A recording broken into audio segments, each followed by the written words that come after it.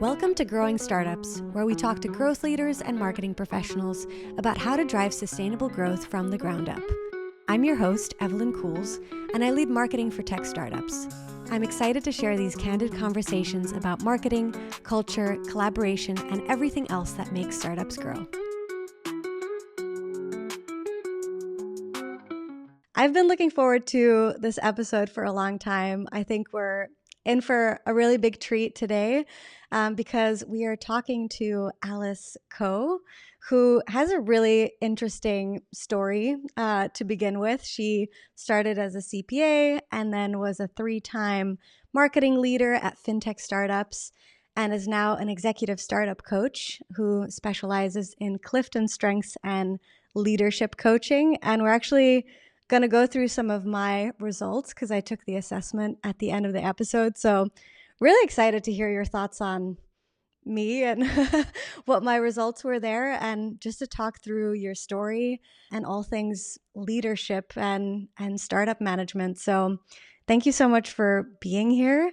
Alice, would you mind giving us a quick overview of your background? It doesn't have to be super quick, just an overview to get us started and what you do as an executive startup coach.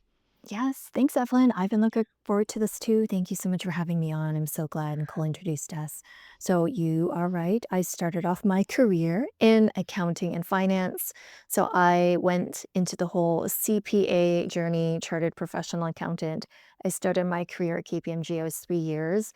And then I moved into industry and worked for big brands like Louis Vuitton, Remy Cointreau, Aritzia. And it was through this CliftonStrengths assessment that you just did. They gave me clues that I should be doing something different. And that's how I started my whole marketing journey. And that's a whole journey in and of itself. But during my marketing journey, I ended up in B2B marketing. It made a lot of sense because of my finance and accounting background.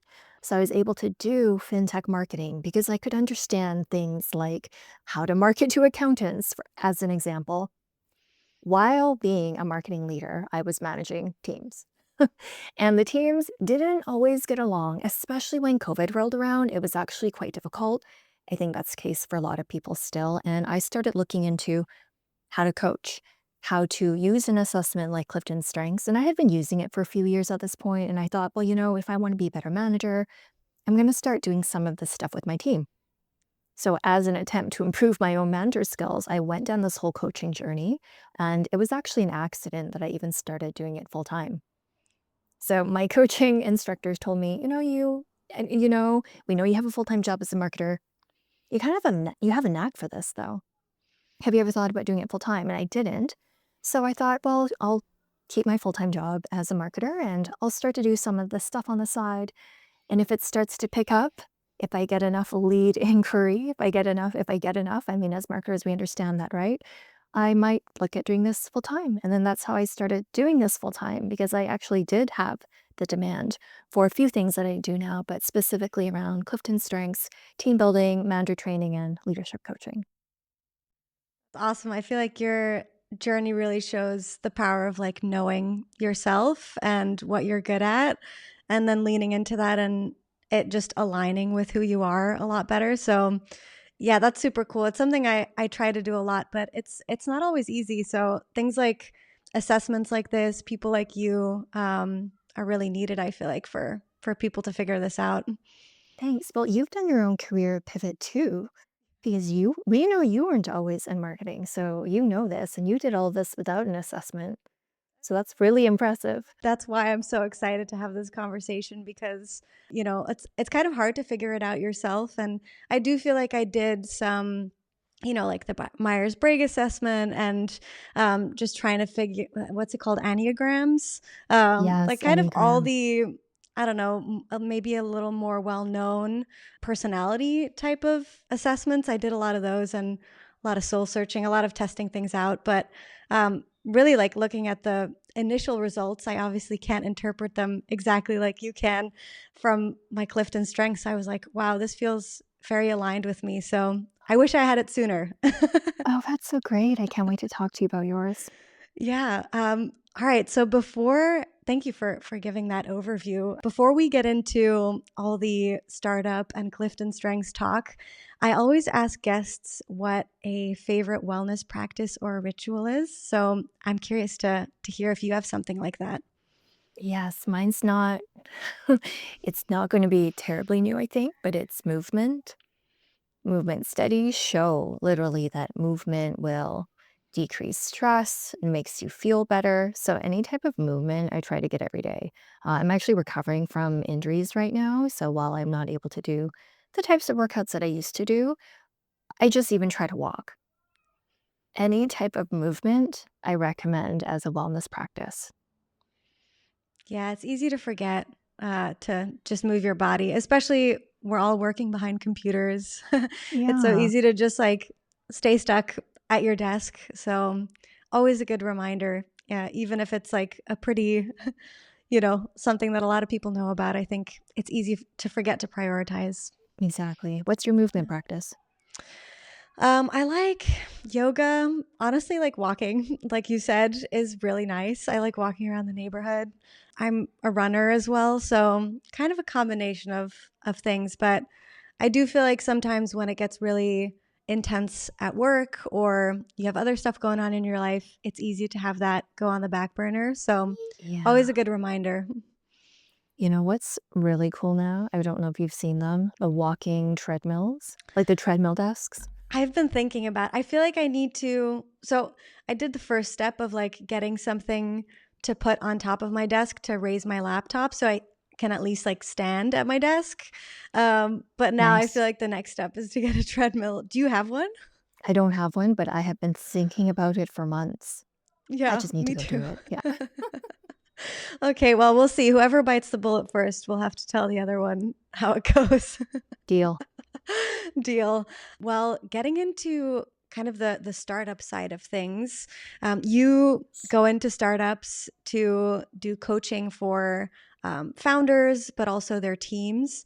And I feel like this is something that isn't always prioritized, or maybe people don't really think about, especially at early stage startups, how important it is to like improve your management and your teamwork skills. So I'm curious from your perspective, when and why should startup founders consider this kind of coaching for themselves and their teams? Oh, great question. So, the analogy that I'll paint for everyone, because I think most people will understand this, is if we think about health, right? Just in general, our systems today are not set up for a preventative approach. For those who do take a preventative approach to health, it's usually instigated on their own. Our healthcare system is set up in that it treats the reactive problems. So most people, they don't go see a doctor, they don't go see a specialist, they don't go seek out somebody to help them with their problems until it gets really bad. And sure, that's one way to approach things, right? But if you were to take the preventative approach to health, you know, you don't even run into a lot of these issues because you're eating well to begin with. You have a movement practice that actually is sustainable. So you're avoiding risk of injuries, right? Or even heart attacks for those folks who are older. So if you think about the workplace, would you rather take a preventative approach or would you rather take a reactive approach, which is when things are getting bad? And when I say getting bad, I mean when there's conflict, when your team isn't functioning well together, they're not collaborating. Instead of focused on the work and trying to get results, they're busy focused on cross-functional conflict and we're right and like trying to get alignment. So you can certainly come to a coach and seek out counsel or a solution when you get to that place? Or would you rather take a preventative approach, which is, you know what, before we start growing and more people join our team, let's figure out how are we going to communicate with each other? Let's build the norms around that. How are we going to communicate? How do we agree to disagree? When we have differing opinions, how do we make decisions? And most importantly, how do we build and maintain trust with each other when it gets really, really hard, especially in a remote environment? So, when you take a preventative approach to team organizational health, will find that a lot of these avoidable things like conflict are avoidable in the future.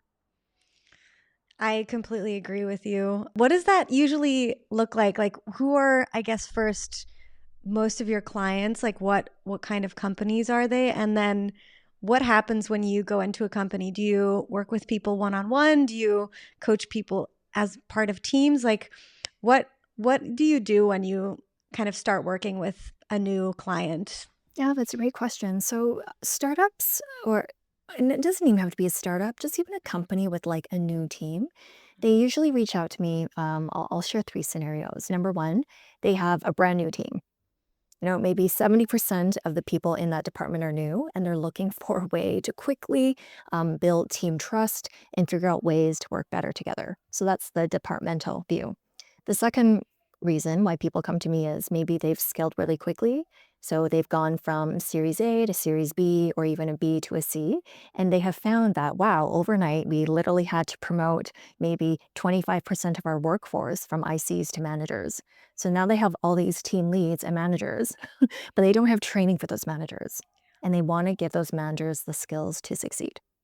And then the third scenario is a leadership team. So, I mean, for instance, a team of VPs or the C suite or the directors, and they're actually finding that, you know what, something's not really working.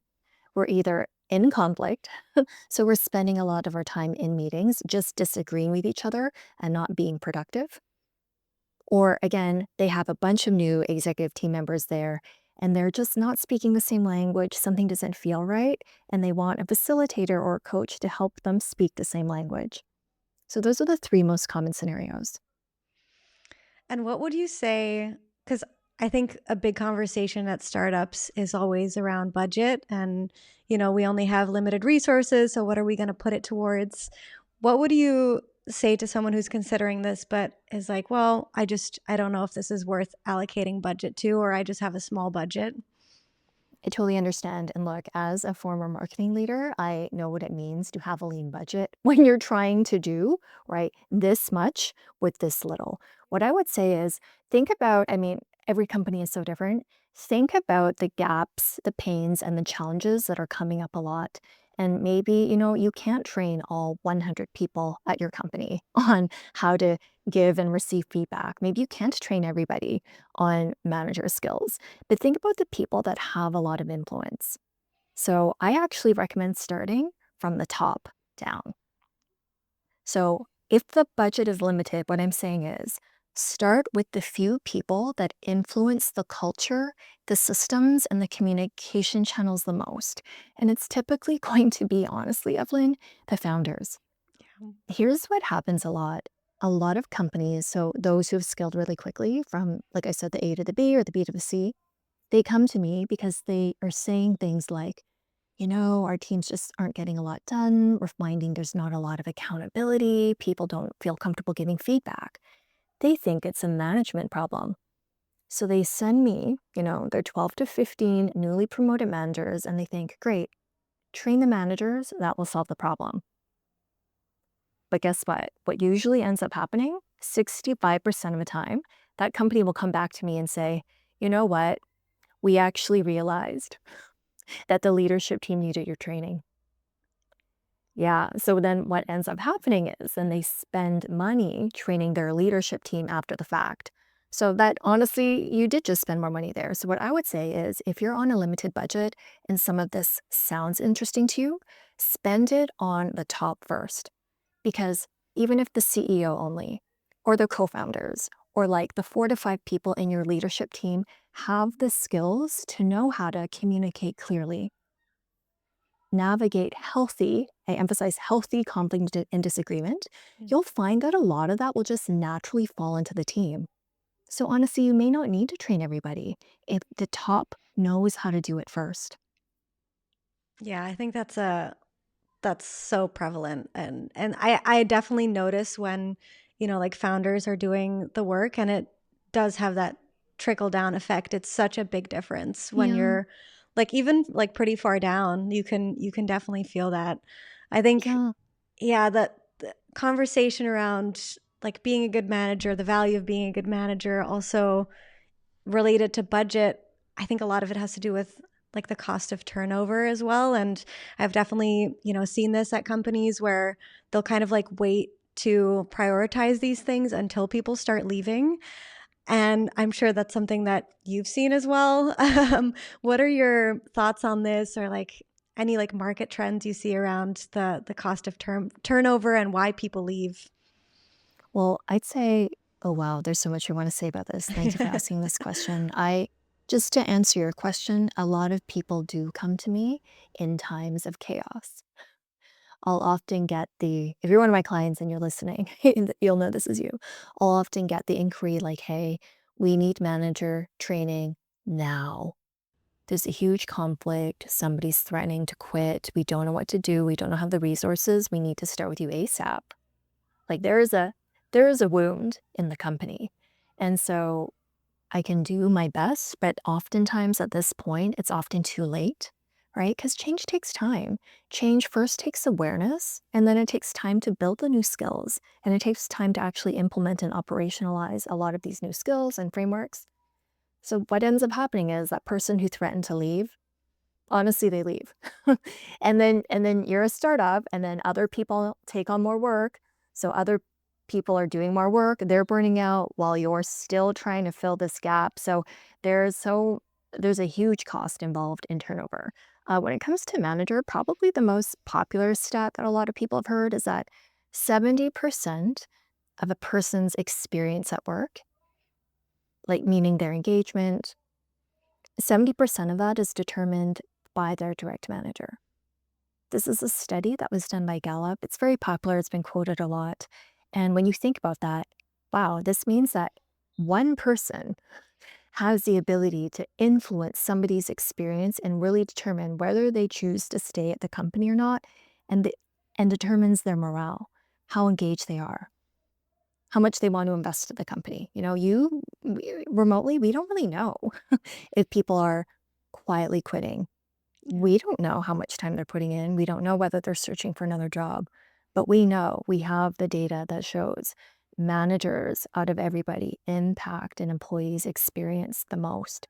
So if you're not putting that time, that effort, even just to understand, I'm not saying everyone needs training, but if you're not actually putting some sort of effort to understanding, hey, are our managers doing a good job?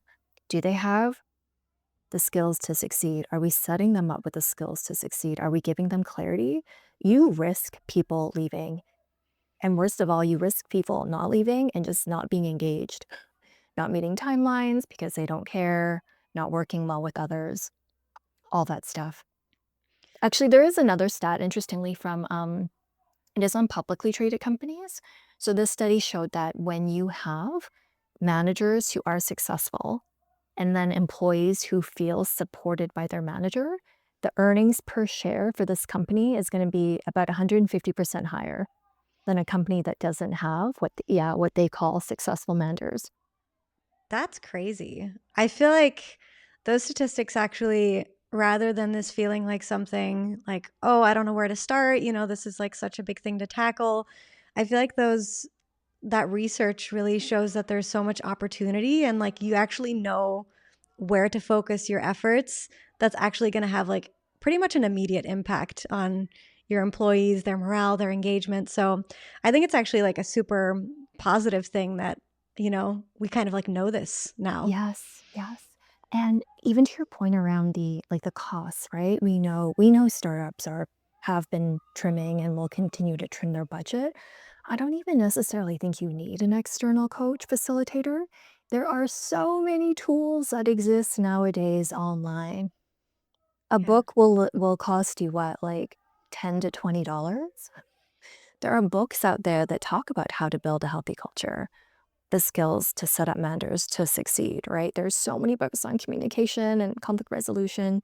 You can commit to just doing that work internally as well. If you don't want to read a book, listen to a podcast. Yeah. Listen to this podcast. Listen to this podcast. There's a lot of cheap and honestly free ways to get a lot of this under control without having to hire a third party. Yeah. Well, obviously, like the best thing is to hire someone like you because you can actually come in with all the expertise. But, talking about those resources, are there any specific books that you recommend, or is there like a book that's really on top of your list that you think everyone should read? Yes, I have so many. Can I recommend more than just one? Yeah, for sure. I Okay. just didn't want to put you on the spot if you're like, oh my gosh, I can't think of any. Oh, I know, I have so many. Okay, so the first book I'll recommend, I'll start actually from everyone. So, like, it doesn't matter if you're an IC or a manager, like, everyone should read Radical Candor by Kim Scott. It is a thicker book, so at a bare minimum, just go onto YouTube, type in Radical Candor, Kim Scott, and watch one of her many videos. That is something that everybody at an organization should understand the concept of. When we think about feedback, and I know you didn't specifically ask about feedback, but I'd say the number one challenge for most people at an organization is around feedback. People don't feel comfortable giving it, or people don't feel comfortable receiving it, or they don't know how to reply to it. Everybody's at a certain is at a different stage. So I'm actually curious for you, Evelyn. So if I were to ask you, where are you on the spectrum of I feel very comfortable giving feedback or I Mm. feel uncomfortable giving feedback? Are you in the middle? Where are you?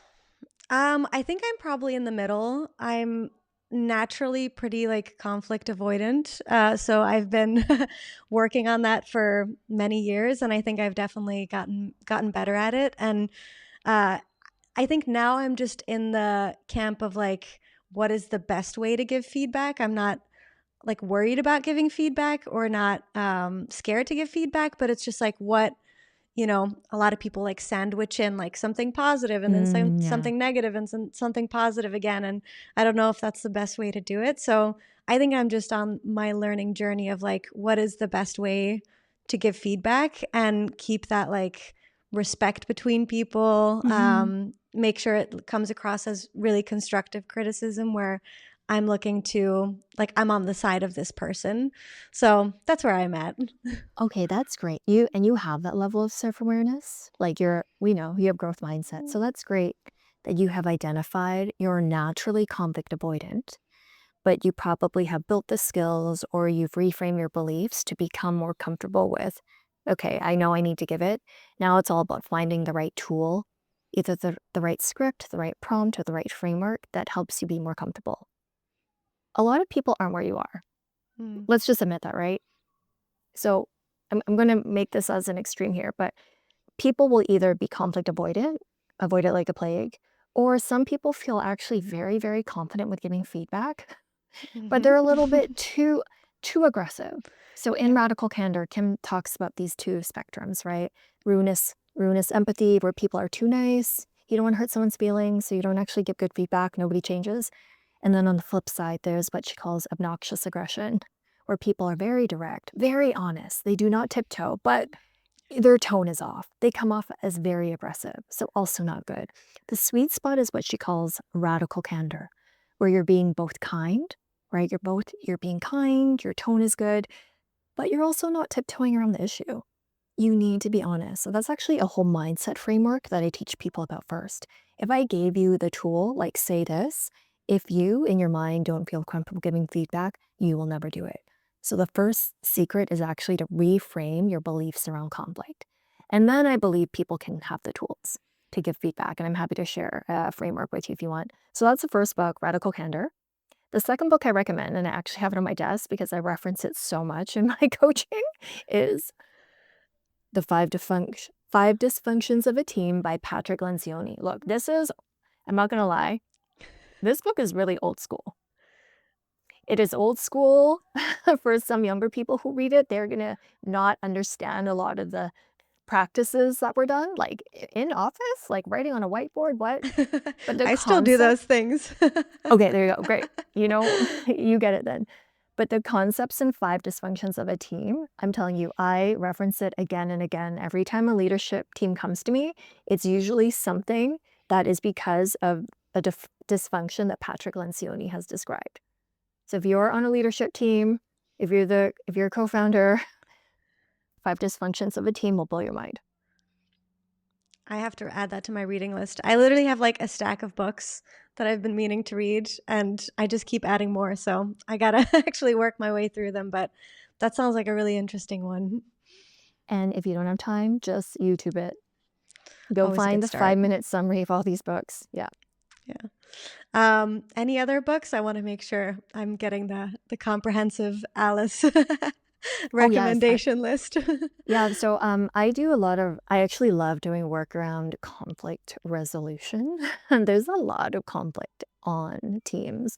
And there was a study, I think it was actually done by the Myers-Briggs Company. I believe it was around 2020 or 2022. And their study showed that people spend approximately on average 4 hours a week on conflict. I've read other studies that actually believe it's more like 6 to 8 hours, but whatever the case, people are spending time at work in conflict, navigating conflict. That's not a productive use of time. So, one of the principles that I love is called conscious leadership. So, there's a book called The 15 Commitments of Conscious Leadership, and it is all about really starting from within, right? People are often in conflict because we want to be right.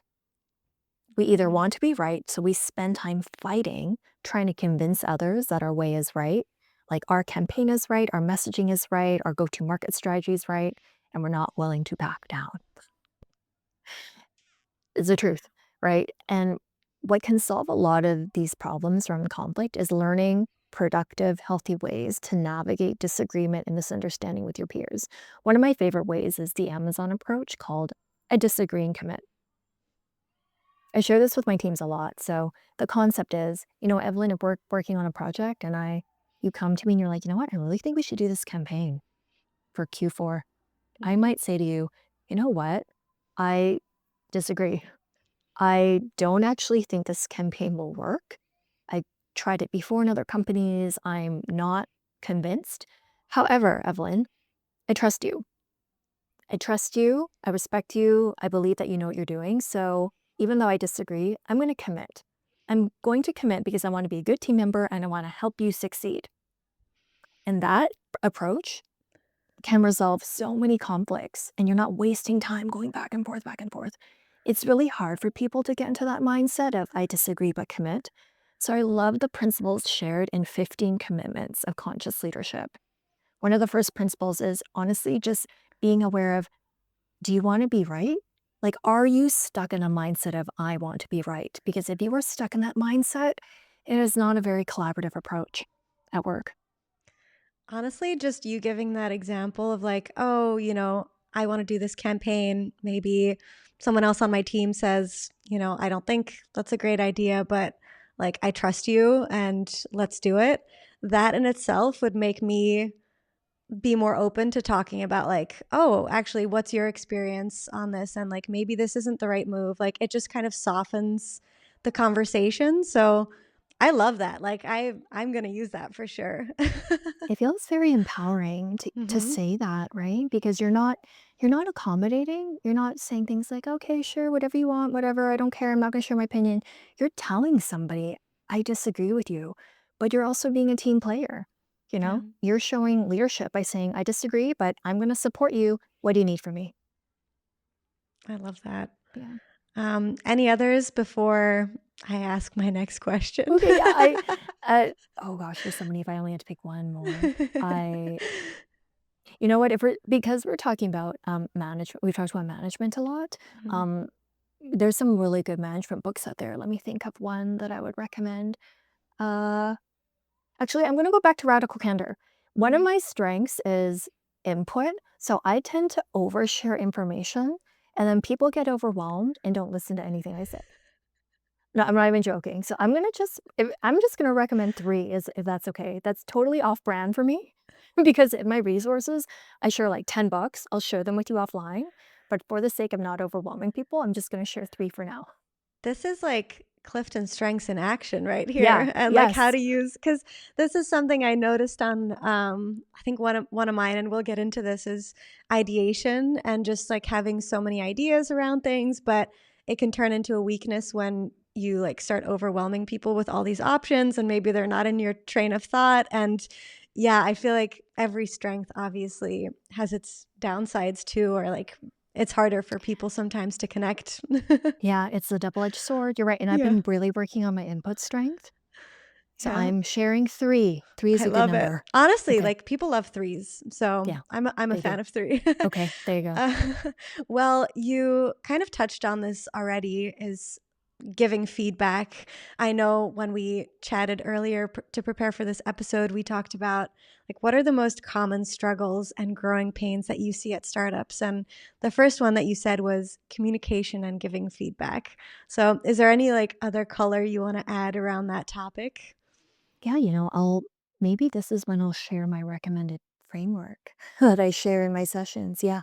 The And I'm gonna be honest, like, I was actually quite surprised when this topic kept coming up again and again, and I think I was surprised because I'm actually like you, Evelyn. I'm naturally very conflict avoidant, and therefore it's hard for me to give feedback. And there's so many reasons why it's hard for people to give feedback. So if you're one of those people, don't feel bad. Okay, number one, uh, we don't go to feedback school. Evelyn, did you learn how to give feedback in high school? I In didn't learn a lot elementary of school? things that I wish I learned in high school, including giving feedback. Exactly. So we don't go to school for this, even if you are the most technically adept person in your field, right? AI is really hot right now. A lot of people with PhDs, literally in AI or machine learning, working in startups, technically so strong and capable. There's no feedback course in that PhD program. So So that's what I want people to know. Like, don't feel bad if you aren't comfortable because you weren't taught the skills. The good news is that the skill is very learnable. Also, culturally, a lot of cultures and society encourages us to be nice, right? Especially when we're growing up. Don't say anything mean unless you have something nice to say. Don't say it. We're taught that a lot culturally. I will say it's different across regions. So I'm actually curious because I know that you didn't grow, you were growing up somewhere else, especially in Europe. And I'll hear from a lot of Europeans I work with, the culture feedback in the US is a little weird. We're a lot more direct in Europe. So culturally, there's also a difference. Let me just put it out there. But when it comes to feedback, once you get around the mindset, so if you are fearing giving feedback because you don't want to hurt someone's feelings, I hear that a lot. Can you reframe that? Well, you're not giving feedback to hurt someone's feelings. You're giving feedback because you want somebody to grow and improve. Reframe that, right? If your fear around feedback is, I don't like receiving feedback because I work so hard and I don't like to be told when I'm doing something wrong, the reframe for you is going to be, well, you're not being told what you're doing wrong. You're receiving guidance from a mentor or a peer who wants you to improve. So the first thing we have to do is work around mindset. The tool I share, it's actually quite popular, so you can look this up. It's called SBI. I put my own spin on it. It's called SBIR, so SPEAR for short. I encourage people when they're giving feedback to take subjectivity and opinion out of it. If you share your feedback, pretend that you're a third party reporter or you're a podcaster asking questions, right? If you are a neutral third party and you share feedback based on facts, people will become less defensive and it will also be a lot easier to have the conversation. So the S stands for what's the situation in which you experienced? So for you, Evelyn, I don't know if there's an example that for you we could go through. An example of me providing feedback or Yeah, getting feedback? let's say giving. What's Let's say a common giving. example or a recent example? Yeah, so I actually currently don't lead a team. So I haven't, I'm a team of one. So I guess I have to give feedback to myself, which isn't always super easy. But I think giving feedback around things when someone's put like a lot of time into something, like a contractor I work with, or, someone even on another team, when someone's like put a lot of work into something and they're super, like confident in what they did. And then I see it from a different perspective. And I feel like that can sometimes be really difficult, is like acknowledging, their mindset and the work that they've put in, but also like, actually, I think we need to go in a different direction. I think that can be a little tough. Oh, and my computer just decided to give me a thumbs up. I love Because it. it's a good That means example, I that means guess. it's a good example. Okay, let's use that example. What you said before, okay, I'll get to the positivity sandwich after, but so contractor put in a lot of work, one of these content pieces that you contracted out for didn't quite hit the mark. Totally understand it's uncomfortable to give feedback. So in this case, the S and spear situation would be, hey, I reviewed that lead gen guide that you put together. I reviewed the lead gen guide that you put together. You're setting the scene. And then you want to talk about the behavior. So in this case, I recommend that people use a prompt like I noticed. Oftentimes when we give feedback, a lot of people feel bad saying, this isn't good enough. You didn't do this correctly. This, right? Like this didn't match my expectation. That can feel very jarring to say and even jarring to receive.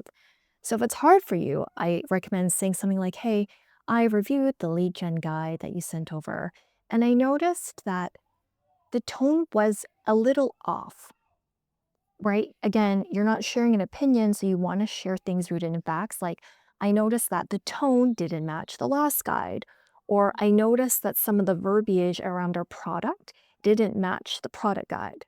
I noticed that our latest product feature wasn't written there. Like, what did you notice? Again, you're not saying things like, this was horrible, I didn't like it. You're stating facts.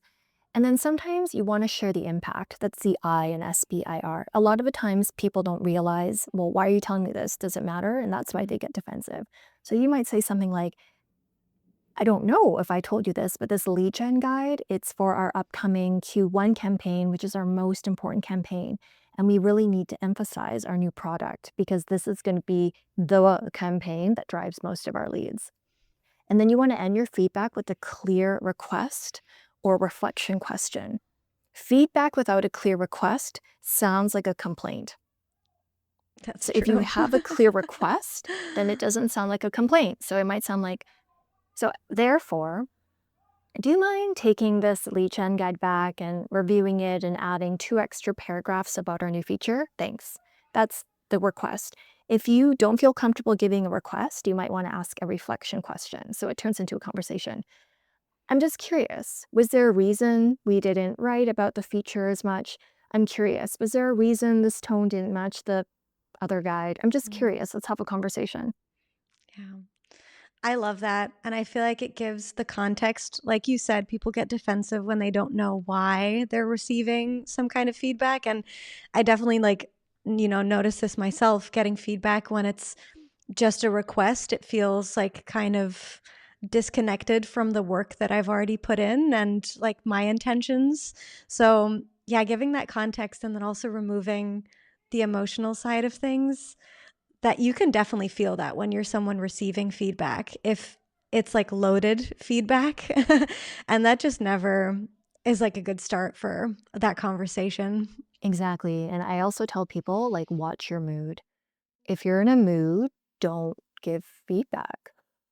Like, if you're feeling angry, frustrated, defensive, or if you want to blame someone, just take a breath, go for a walk, do it, think about it tomorrow. Like, don't do that. It's hard. But the more you practice, the easier it gets. Yeah, and it is a cultural thing, kind of going back to your like previous question at the beginning of this. If I like grew up in a different way around giving feedback or just communication in general. So I grew up internationally. I'm originally from Belgium, but I always went to American international schools. So I actually very much got the like American way of communicating and giving, receiving feedback. But when I interact with Belgians or Europeans, sometimes it can feel very like intense and aggressive the way that people talk. So I'm actually more in the like camp of I understand the American way, and there's like a lot to improve there as well for a lot of people including myself. But it can feel very direct when like even if I've like worked in Europe before or worked with Europeans, it's a very different culture for sure. It is so different. Wow, that must have been such an fascinating experience for you. That's actually why I wanted to go back to your point around the positivity sandwich. So if people don't know what that is, it's sandwiching constructive feedback in between positive, positive. So it's positive, negative, positive. So it's like, Evelyn, you did such a great job with this guide. I love the colors you chose. However, when I was reading the thing, I noticed that the tone is off, blah, blah, blah. I make a clear request. So next time, do you think you could include more paragraphs? But you did such a great job. And, there's nothing wrong with that. I don't want people to think it's the default way. Actually, the most important thing when it comes to feedback is individualize it based on the person's preference. if that makes sense. So if we were working together, Evelyn, I'd ask you, Evelyn, what's your feedback preference? How do you like to receive it? Do you like the positivity sandwich? Well, I think that's like just the point of we have to learn each other's communication styles, right? Like Yeah, just goes back to understanding people for who they are and what they like. And yeah, I feel like that's like the first step that a lot of people don't take. exactly. So, and I hear this so much. So if some people tell me, I really need the positivity sandwich, I like positive reinforcement. When you give me feedback, sandwich it. And I say, okay. And then other people who I used to manage will say, do not tiptoe. I don't want you to sugarcoat anything for me. I need you to give it to me straight. And I say, okay, great. I'll be a little bit more direct with you. And for you, I will be a bit softer. And that goes back to the key of a lot of the times it's the managers that have to kind of, either get trained on this or do the work themselves and look at the YouTube videos, but really figure out what it means to lead a team that's very different. Like we're all very, very different Exactly. people. Exactly. Yeah. Well, I think that's a great like place to round off communication and feedback. But I know there were a couple of other very common struggles that you see at startups. Is there another one you want to talk through? Yeah, another one, again, I was surprised, but when I thought about it, I wasn't really surprised. It was a lot of managers specifically have a hard time around process, like building processes, developing systems, managing projects. Look, if you are a manager out there at a startup, you are a non-project manager, project manager, because you're managing projects Yeah. without the tools or without the training that a PM gets. So I get a lot around that, and also around just documentation, where's our source of truth, and even making decisions. Making decisions like what to prioritize or like what kind of decisions do you think are the most difficult for people to make at startups? And this is where clarity is so important. This is my tagline, clarity creates calm. A lot of managers will be in a position where they need to choose competing priorities, right? You are a team of one. So you'd understand this. You have to choose what to prioritize on any given day, week, every hour. So a manager will be in that position where they have to tell their team, okay, we're prioritizing A, B, and then D. Forget C. But oftentimes they're not given the proper context or clarity in order to make that decision. And honestly, you often don't get a lot of complete information at startups. A lot of managers need to make decisions based on incomplete information. And if they don't feel comfortable doing that, they kind of just freeze and don't make a decision. So projects stall, things don't get done. Yeah, and that goes back to the communication piece and like the top down clarity is I notice that myself too is when things are super clear and we're all operating in the same direction, like everything you do at work just feels more aligned. And it's really hard to do sometimes because obviously you're changing direction a lot. If you're like a super early stage startup, you're figuring out, you're testing things, figuring out how we're going to grow. But I definitely noticed a big difference with this in particular, like being on the same page and being able to prioritize well, being in person versus remote. Like Oh, I yeah. was remote for just over 2 years at startups. And then now I'm in a hybrid role where I do have that in person time where I can work with people and even just listen to what other people are, you know, saying on calls and what their projects are. And it really helps keep you all in the same direction. So I guess I'm curious here what you're seeing when it comes to like that kind of building culture when it comes to being a remote first company, or if you have a preference around what type of work, like hybrid versus remote versus completely in the office. I'm seeing more and more, I wouldn't say I have a preference, but my preference is for the one that's the one that prioritizes clarity and clear communication. And I think you can do that in all three scenarios, whether you're fully remote, in person, and hybrid. I'm seeing more and more hybrid. Yeah. Like that I would say that is definitely the trend. And I actually think that is the most difficult one because, yeah, if you're all remote, so if we look at the most successful all remote companies, Basecamp, Basecamp, the company is under 37 signals. They have been working remotely for, I think, more than 20 years. Fully remote, more than 20 years. They have their systems dialed down, okay, but they're only fully remote. GitLab is another one. I think they're globally remote.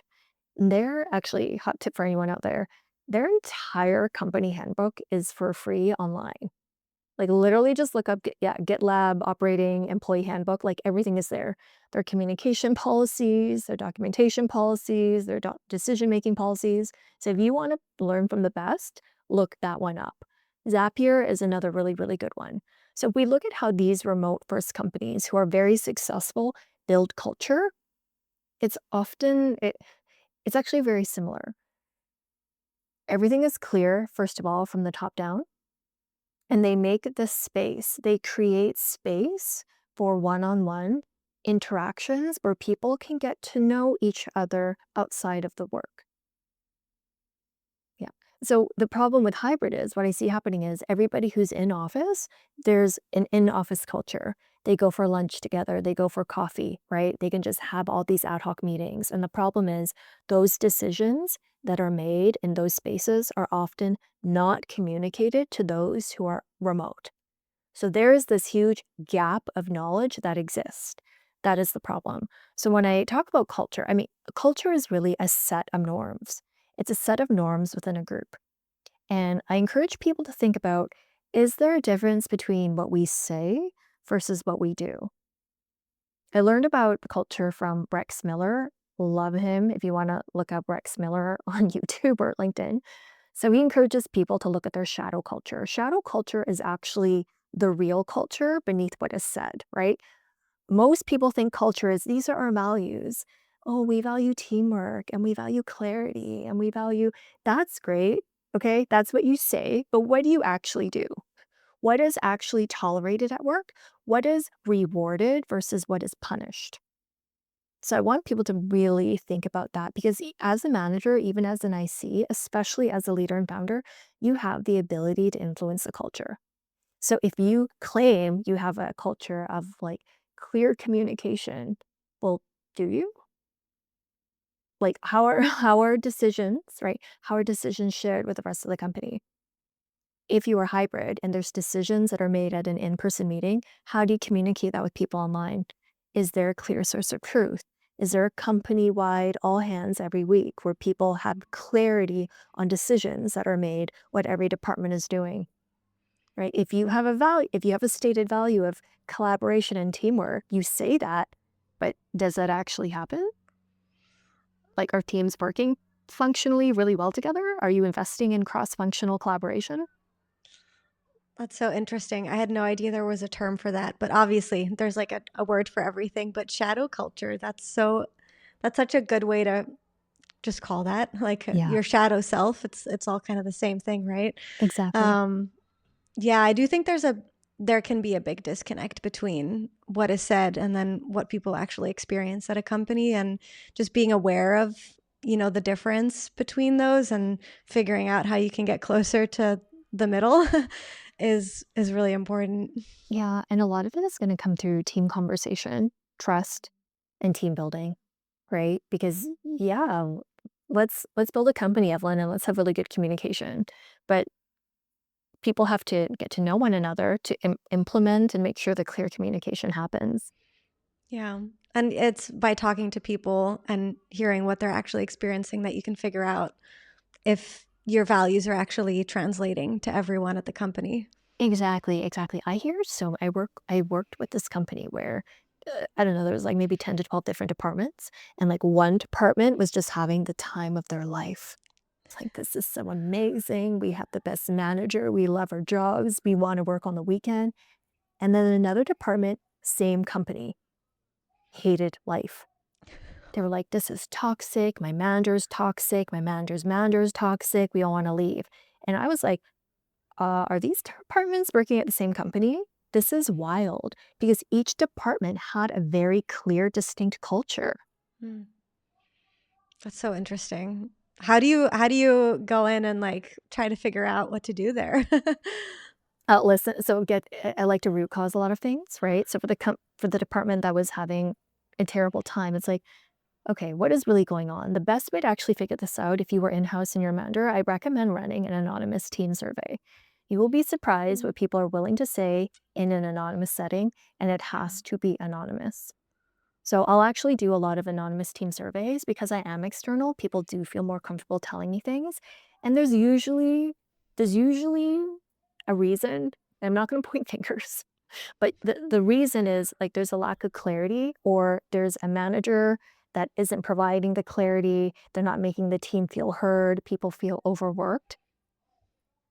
So there's a lot of things that we can do to unwind that, but it starts with root causing and like really diagnosing the problem. I love that. That's a really good tip. And yeah, like anonymous feedback in general, I feel like is so powerful. Yeah. So great place to start. I want to make sure that we have time to go through some of the Clifton Strength stuff. So maybe we can pivot into that. And I guess, like, before maybe we look at my results for a little bit, I would love to hear from you what just a general overview of like what Clifton Strengths is and why you think it's so useful for individuals and for teams. CliftonStrengths is a data-backed assessment of one's natural strengths. A lot of people think it's a personality assessment. It's not. It's a measure of your greatest area for potential and development. It was started more than 70 years ago by a psychologist named Don Clifton because he wanted to study what is right with people instead of what was wrong with them. So Gallup, there's a lot of technical studies that have been done to validate the use of this as an individual, as a manager, and on a team. So that's the first thing I'll say. I really enjoy using this because there is science to back up the use, whereas a lot of the assessments out there don't actually have the same level of technical study or research. Gallup identified 36 themes originally. Now it's down to 34 because they found that some were very common. So when you do the assessment, what did you take, like 30 to 45 minutes to do it? And you'll Yeah. be asked to select between two series of statements. And then we'll ask a lot of different questions just to make sure they get it right. And basically, this assessment will give you your ranking strengths in order. I encourage people to look at their top 5 first, but people really use their top 10 to 12 on a daily basis. And again, this gives you an idea of, Evelyn, what comes natural to you? What do you do so naturally that other people don't find as natural? It's almost like your default language. What do you do without even trying? And you'll probably have hints and signals of this. So when you were younger, there were probably things that came really easy to you, like ideating, like brainstorming. You didn't even have to try, you just did it. And so the assessment believes that if you do what is most natural for you and you take time to invest in it and you really do that, you're going to be more successful than someone who only focuses on their weaknesses. That is the entire premise of this framework. So as an individual, it gives you a clue how to invest your time. Should you focus on your strengths? Great. Well, what are your strengths? A lot of people don't realize these are strengths. They do this report and they're like, what? This is a strength? I just thought this was something everyone did. No, that's not the case. And on a team, it's really useful because you start to see how people are similar and how they're different. So you can leverage each other's differences together. I love that. And yeah, there were definitely things that like my mom has said before of things that she's noticed about me or things that I know like from as a kid that were, very prevalent. And I guess like the more you meet people and the more you learn about them, the more you realize that not everyone thinks the same way as you. So yeah, the what came up for me was it felt very aligned. So I'm excited to Oh to my hear what you gosh. have to say. Okay, should we look at your report? I can share it on the screen. Yeah, let's do it. Okay, let's do that. So this is Evelyn's full 34 report. Okay. All right, can you see this? Yes. All right, all right. Okay, so what I encourage you to look at first is uh honestly, just for a lot of people, top 5, knowing their top 5 is easier. Gallup didn't actually release full 34 until I don't know, maybe 10-ish years ago. So focus on your top 5, but truly, Evelyn, you probably use your top 10 to 12 on a daily basis. Mhm. I'm curious, did you look at your bottom 5 at first? I actually didn't because of how Good. this page is set up. And it's funny because I like mentioned to someone that I took this assessment, and the first thing they said were like, "Oh, what were your weaknesses?" So I thought that What? was really funny because I do feel like we're naturally inclined to focus on our weaknesses and how to make them better. So I think this is a really interesting way to turn that around and just something that I don't think we do as much. We definitely don't, right? Because we are like when we enter the workforce, even when we're in school, maybe even our parents, like we're told, oh, you should be well rounded. Like Mm. improve your weaknesses so you can be well rounded. This assessment, well, through their study, show that if you want to be successful, it's not about focusing on your weaknesses, it's about developing your strengths. Now, this doesn't mean ignore your weaknesses. And Sure. like, who cares about my weaknesses? That's not what it means. It means manage your weakness. So if it's getting in the way, you should probably do something about it. But if you really want to develop and reach your goals, let's focus on your strengths. So, your number one is connectedness. And Mhm. this is a relationship building theme. There's 4 domains. And I'm curious, when you read this, did this make sense? This is one of the themes, actually, Evelyn, that is more confusing to people. So I'm curious, how did you resonate with this? This made complete sense to me because Okay. I feel like I've done a lot of different things in my life for work, for like hobbies, but a lot of it comes down to connection and wanting to connect with other people, feeling connected with the world, just connecting different ideas, different people. So this felt like super aligned with the things that I enjoy doing most. And that's like the only consistent part of all of those things. So this was cool to see. That's so cool. So I have this image here. A lot of people are visual, so these images are from an amazing artist. If you want to check out all of her pictures, it's at Draw My Strengths on social media. So definitely check her out. So the connectedness theme is somebody who, well, there's actually a few distinctions. I'm curious if you resonate with this. People who have high connectedness, Evelyn, Gallup says that they're they're okay in uncertainty. Mm. They Yeah. don't really panic at the thought of not knowing why exactly, or if something is ambiguous or if there's a mystery, that's okay for them. And they naturally just can see connections between people and things and even the economy. A lot of economists will have high connectedness because they can see how events and things link together. Does that sound like you? It actually does sound very similar to how my brain works. So it's cool. It's cool to see it in a place like this. And I always thought that the being okay with uncertainty had to do with my upbringing because I moved around so much. But actually, I think a big part of it is also just like inherently how my brain works and who I am. And I definitely like look for new situations where I can be introduced to new ideas. And yeah, I love learning, which I think I know is one of my other strengths, but I feel like that's pretty Yes. connected to this one as well. That's amazing. Okay. Yeah, Should we go through your top 5? Like, yeah, let's do that. okay, okay, let's talk about your ideation, which we've already talked about a little bit. So Mm, this is a strategic thinking theme.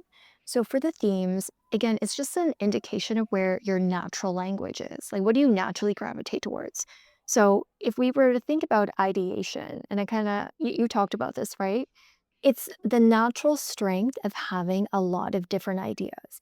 And it's probably very easy for you to brainstorm, to be in sessions where you talk about someone else's idea and then expand that idea on your own. Let's look at the visual from Draw My Strengths. The visual is this. yeah, this sounds like me. I think the first one, naturally creative. I've just always been a very creative person. I love things like science and economics and business as well, but I love linking creativity with those things. So, yeah, and I always have new ideas. I think I very much try to also execute on enough of them, but my brain is definitely always full of new things. And you're an artist as well. You're a Yeah, musician. that's true. Yeah, artist. I've always was super drawn to like the artistic side of things. I did a lot of painting. Whenever I would have a bad dream as a kid, my mom just set me down with a piece of paper and colors, and I would like, that's just how I processed stuff. So I feel like I'm inherently I've always been drawn to creative things. That's so fascinating. And you obviously have a lot of awareness around this. And a lot of people say, oh, but isn't everyone a little bit creative? But for someone like you, Evelyn, like you'll see traces of it from your childhood. And again, you probably don't even try to be creative. You just are, Mm. right? Yeah, that's Yeah. true. Yeah. Again, this is all about where is your natural language? What's so easy for you that isn't easy for others? Okay, let's talk about your developer, which is your number 3. This one is not as intuitive for people to understand. It's not something that we use in like everyday English language. So the developer is somebody who naturally sees potential in others and likes to cultivate that potential in others. So this Mm. is the visual from Draw My Strengths. This is cool. As I said, I'm currently a team of one, so I don't really get to like exercise this part of myself in that way as much. I do really love when people like come to me for advice and I get to take on that mentor role. And a couple of years ago, I was leading a team of audio engineers when I was still in the music world, and actually ended up like teaching a bunch of musicians how to do audio engineering. And that was like one of my favorite things to do. So this was a cool one to see come up there because I feel like it's something I currently don't do as much of, but I naturally like love to do this kind of stuff. That's amazing to hear that example with audio engineers. And again, you might not have the opportunity to always use your strengths. So it's something to keep in mind that if Mm, you, so right now you're a team of one, but if yes. you were to bring on a team, managing is probably something that would be very natural for you, that you would be good at and you enjoy doing. Yeah, I think so. I Yeah. actually am very much looking forward to being able to be a manager at some point. Yeah. So that was cool to see. Okay. Let's talk about your learner. We talked about this too. We've talked about your Yeah. growth mindset. We know you have growth mindset. This is actually the one, Zeppelin. I hear a lot of, oh, I'm surprised by this. Hmm. I hear a lot of that. So if I were to share the visual of the learner from Draw My Strengths, this is what it is. Yeah, this one was not a surprise to me at all. Again, just it's something I've heard from my teachers a lot, like growing up, that I'm eager to learn. Like it's something my parents always heard at parent teacher conferences. And I still like, I get very restless when I'm not learning new things. And I Mm, think it's part of why I gravitated towards being at a startup because there's always so much new stuff to learn. yeah. And I've also had like pretty big career pivots. So this one actually felt like one of the least surprising ones for me. Oh, that's so great. Yeah, the people who have high learner, it's they enjoy the process of learning and they're also good at it. So Hmm. not everyone has learner as high as you do. So if you've ever worked with people or just even people in your personal life where you find that they don't have that natural love for learning like you do, this could be one way to understand that because it indexes higher for you. Very cool. Yeah. Okay, let's look at your last one in your top 5. So that's empathy. So interestingly, empathy in this language is not the same way we would describe empathy in the normal English language. Hmm. Empathy in this language means that you can naturally intuit how other people are feeling. You might be in a room and you can pick up how other people are feeling, even if it's not being said aloud. Also, this one is characterized by you might have the tendency, Evelyn, to take on other people's emotions. So this is not the strength of caring. So how do you resonate with this?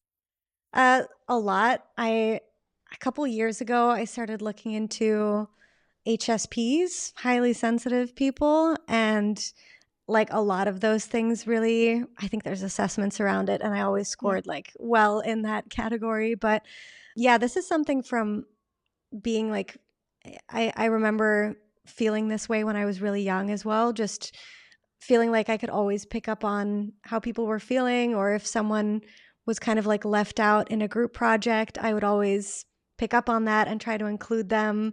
I feel like this is a strength, but also a challenge sometimes, Mm, especially in the workplace because you're constantly sensing how everyone's feeling and it can be pretty overwhelming sometimes. So I think I'm still working on like the right balance between allowing this part of me and not having it like overwhelm me, if that makes sense. It totally makes sense. That's actually a really good segue into talking about the blind spots. Mm. So the double-edged sword, right? And I'm sharing this screen right now. Something I didn't share with you, Evelyn. Your report is written custom to you. That might seem obvious. It has your name on it. But what I mean by that is if other people have empathy, their description is written slightly differently than yours. So everything here that you see in blue, the shaded blue boxes, that's unique to you. So if somebody else, if one of your friends has empathy and you compare, the description will be slightly different. Oh, interesting. Yeah, so I encourage you to read through this. And if we scroll down, you'll actually see this description for the blind spots. So the blind spots is what can happen if you overuse a certain strength. Now, there's no guarantee that these blind spots will come up for you. It's not a diagnosis. It's what happens, again, so you've worked in music, you're a musician. What happens when you dial it up and your empathy is just like a little bit too loud?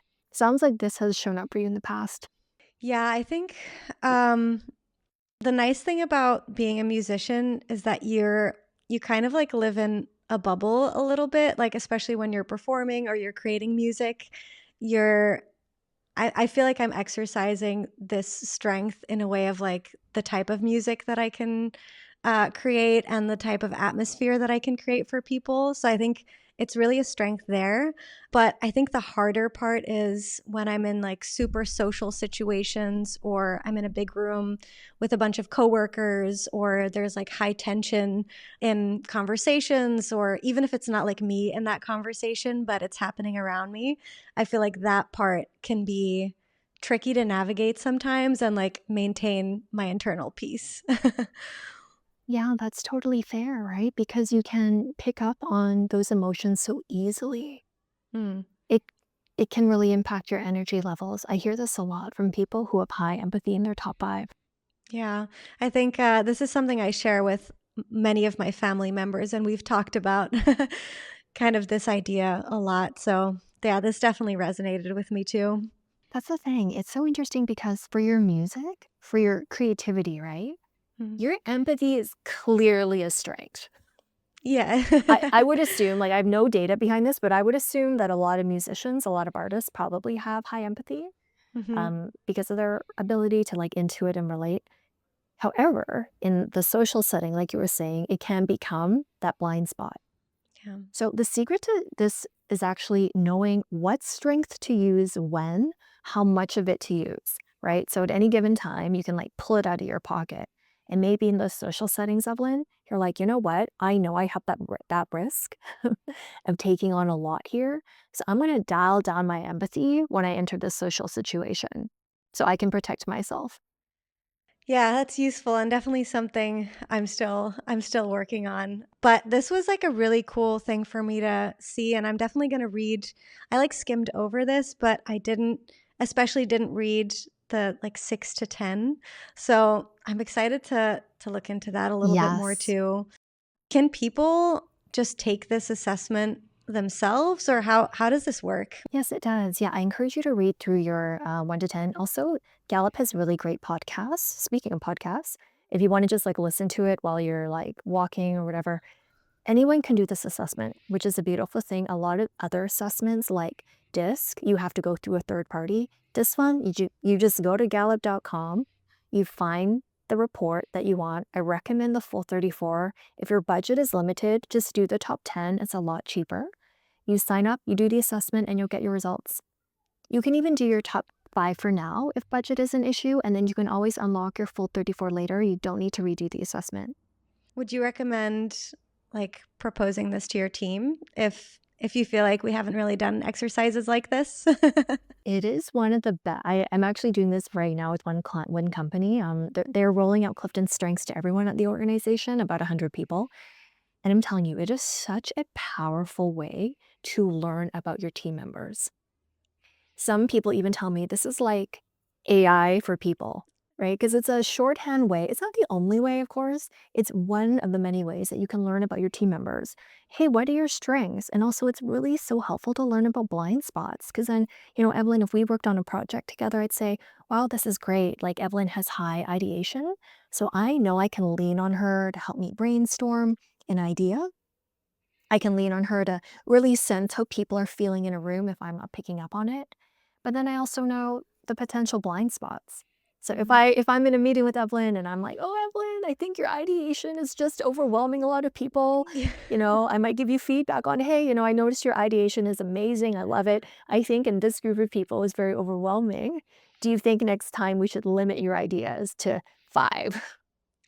Yeah, and that's something I like if someone actually knew those things about me and gave me feedback, kind of going back to that like full circle, but if they gave me feedback based on these characteristics or these strengths, I would be so like open to it and open to the conversation and understanding of like, oh, you're so right. This is, I have to adjust this a little bit. So I love it.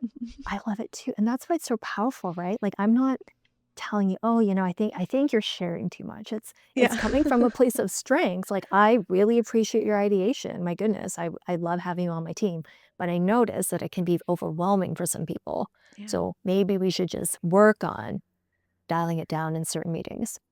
Yeah, I think that's a great place for us to end is just Yeah, like this is a great assessment for people to take if they do want to, work on the culture, work on the collaboration within a startup and obviously there's many resources, but this is a really good place to start. I love it too. So thanks for being open to doing the assessment and looking through your results with me. I was like, man, I get to take this thing and have someone talk me through it. Like, this is awesome. Well, the last thing that I want to ask you before we close this off, this has been such an interesting conversation. I really enjoyed it. Is there something that you're excited about, both in your professional and your personal life right now? Oh, sure. Let's talk about personal life. So I mentioned I'm recovering from some injuries that honestly have pretty much healed now. So I'm really looking forward to getting back into the gym and weight lifting. I'm Nice. very, very, very excited about that. And also, I'm a huge theater nerd, so I'm very excited for the Wicked movie to come out. That's personal. And then professionally, I'm really excited about some upcoming workshops I'm doing. That's awesome. And what's the best place for people to find you and everything you're working on? Oh, yeah. Thanks for asking. So you can visit my website, reframedcoaching.com. That's probably the easiest way. You can reach out to me there. I'm also on LinkedIn. Just type in Alice Co. You'll see the CPA turned marketer turned coach. So that's me. Thank you so much, Alice, for this wonderful conversation. And thank you all for listening. Thank you so much, Evelyn. It's been so fun.